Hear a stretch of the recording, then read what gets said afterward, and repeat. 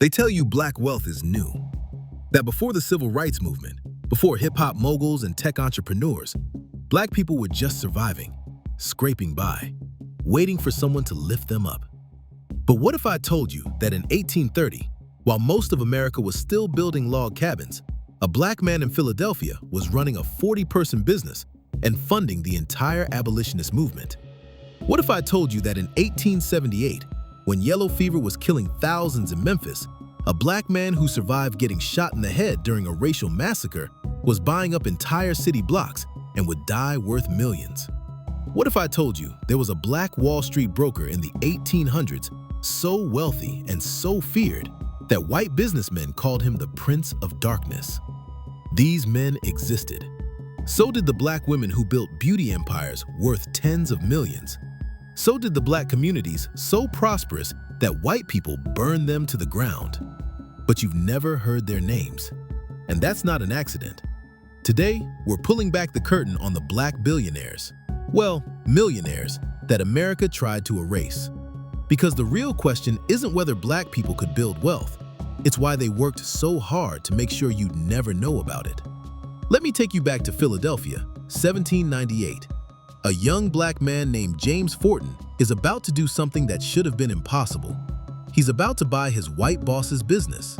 Forton had already lived 3 lifetimes by age 32. Born free during the Revolutionary War, he'd been captured by the British as a teenager and thrown onto a prison ship where Americans were dying by the hundreds.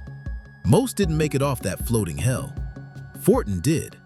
He came home and learned to make sails, working under a white man named Robert Bridges. And in 1798, when Bridges was ready to retire, he sold the entire operation to his black apprentice. Think about that for a second. This is 1798. Slavery is legal. Most black people are property, and James Forton just became a business owner with 40 employees, black and white, working under him. But here's the part that made him dangerous. He didn't just get rich, he got revolutionary. Forton invented a device that made sail handling easier and faster. His business exploded. By the 1830s, he was worth over $100,000. That's several million in today's money. But while other wealthy men were buying bigger houses and fancier carriages, Forton was buying something else: freedom. He bankrolled William Lloyd Garrison's abolitionist newspaper. He turned his home into a meeting place for the Underground Railroad. He used his fortune as a weapon against the system that said people like him couldn't exist. Cornbread.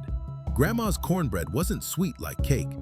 It was just slightly sweet, with a tender crumb and a golden crust. She'd mix cornmeal, flour, buttermilk, eggs, butter, a little sugar, baking powder, and salt. Some grandmas added a touch of honey. Some didn't add any sugar at all. But here's the secret. Grandma always used a cast iron skillet. She'd heat that skillet in the oven with butter or bacon grease until it was smoking hot. Then she'd pour the batter in, and you'd hear that sizzle. That hot skillet created a crispy, golden crust on the bottom and edges of the cornbread that you just couldn't get any other way. When it came out of the oven, she'd cut it into big squares and serve it warm with butter. And you'd use that cornbread for everything. You'd eat it with your greens. You'd crumble it into your beans. You'd soak up the pot liquor. You'd eat it with your fried chicken. Cornbread was the foundation, and Grandma's cornbread was always perfect. But Grandma didn't just cook savory dishes. She had desserts that would make you forget everything else on the table. Sweet potato pie. This right here was the dessert. This was what everybody waited for. Grandma would roast or boil sweet potatoes until they were soft, then mash them up smooth, real smooth, no lumps. Then she'd mix in butter, sugar, eggs, milk, vanilla, cinnamon, and nutmeg. The spices were key. Not too much, not too little, just enough to make it taste like home. She'd pour that filling into a pie crust, sometimes store-bought, sometimes homemade, and bake it until it was set, but still had a little jiggle in the middle. When it came out of the oven, the top would be smooth and slightly cracked, and the smell would fill the whole house. You'd let it cool, and then you'd cut into it. And that first bite, buttery, smooth, silky, with that perfect blend of sweet and spice. That was everything. Sweet potato pie was a soul food classic. It showed up at Thanksgiving, at Christmas, at family reunions, at Sunday dinners, and Grandma's version was always the best. Some people might argue about pumpkin pie versus sweet potato pie, but if you grew up in a black household, you know there's no contest. Now, sweet potato pie was the star, but Grandma had other desserts that were just as legendary. Peach cobbler, warm, sweet, buttery, with a flaky crust on top and juicy peaches underneath. Grandma would use Hamilton died in 1875, worth over $250,000. That's millions today. But here's the really wild part. For over a century, historians acted like he never existed. His story was so buried that it took until the 2010s for a scholar named Shane White to dig up the records and prove what Hamilton had done.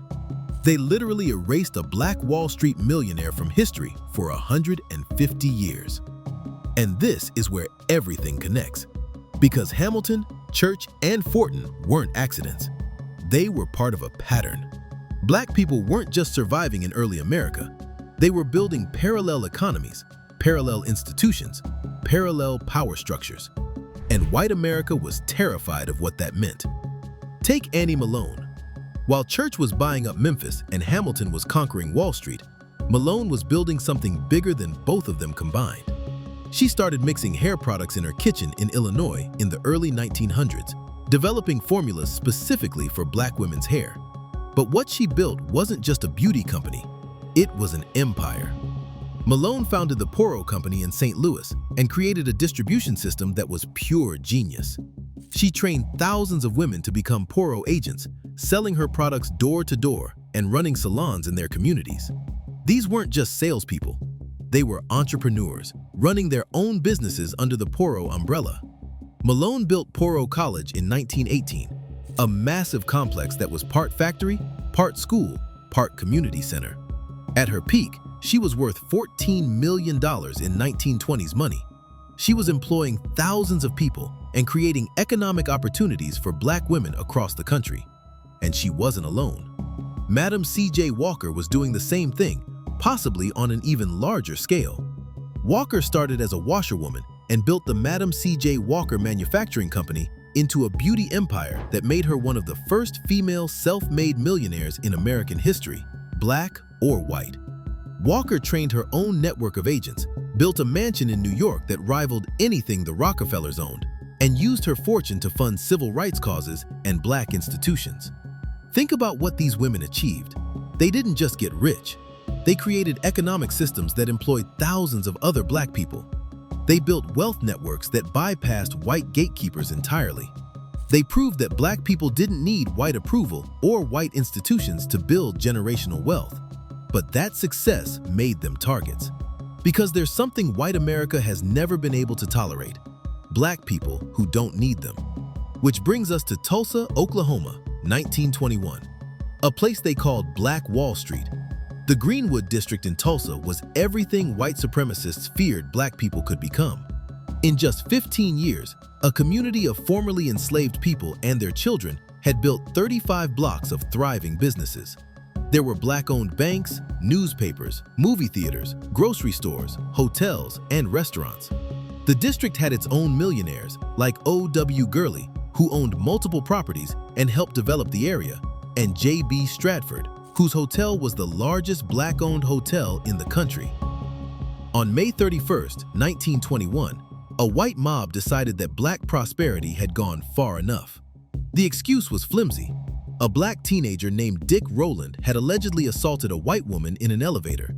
It was almost certainly false, but truth didn't matter. By the next morning, white rioters had burned 35 blocks to the ground. They looted black-owned businesses, destroyed black-owned homes, and killed an estimated 300 black people. Some witnesses reported airplanes dropping incendiary devices on buildings. This wasn't a riot. This was a military operation designed to destroy black wealth. The insurance companies refused to pay out claims, citing riot exclusion clauses. No one was prosecuted. No reparations were paid. In less than 24 hours, millions of dollars in black wealth simply vanished.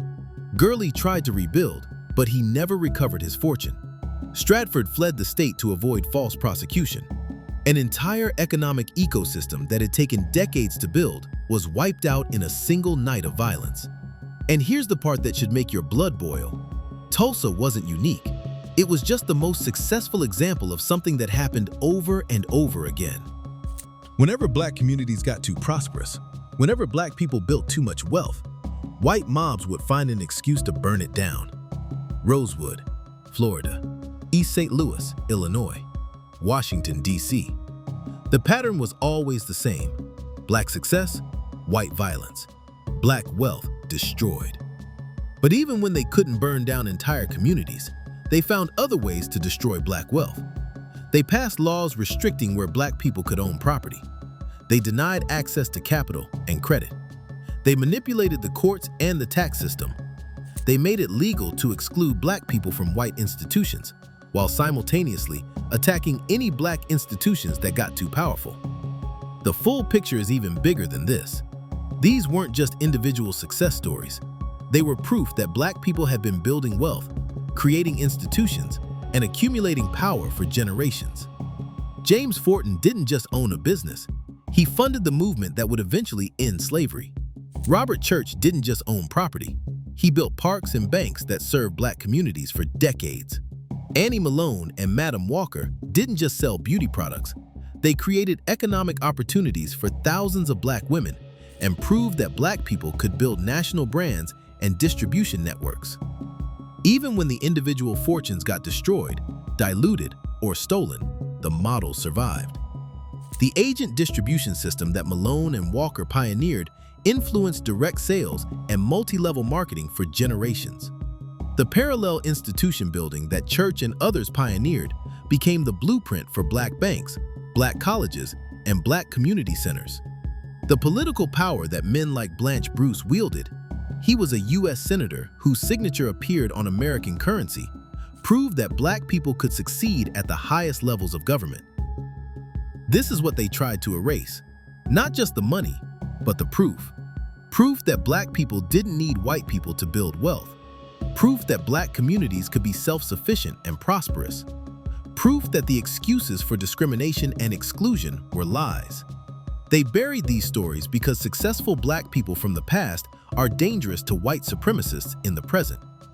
If you know that black people were building million-dollar businesses in the 1800s, it's harder to pretend that modern black poverty is about culture or capability. If you know that black communities built their own Wall Streets, it's harder to pretend that black people just need to work harder or pull themselves up by their bootstraps. If you know that white people literally burned down black wealth and then passed laws to prevent it from being rebuilt, it's harder to pretend that the racial wealth gap just happened naturally. But here's what they couldn't destroy: the knowledge, the blueprint, the proof that it's been done before and can be done again. Every black entrepreneur today who builds generational wealth is walking a path that James Forton laid in 1798. Every black community that creates its own institutions is following a model that Robert Church perfected in Memphis. Every black business network is using strategies that Annie Malone invented in her St. Louis factory. The wealth builders you've never heard of weren't just rich black people. They were architects of black economic power. They were proof that black excellence isn't new and black wealth isn't a recent phenomenon. They were the foundation that every generation of black success has built on, whether they knew it or not. And that's why their stories matter, not because we need inspiration, but because we need truth. The truth that black people have always been capable of extraordinary achievement. The truth that black wealth has been systematically targeted and destroyed. And the truth that despite everything they tried to do to stop us, we're still here, still building, still proving that black excellence is as American as apple pie. This was Black Stories Untold, and as always, thanks for watching. If you want more stories like this, click the video on your screen now.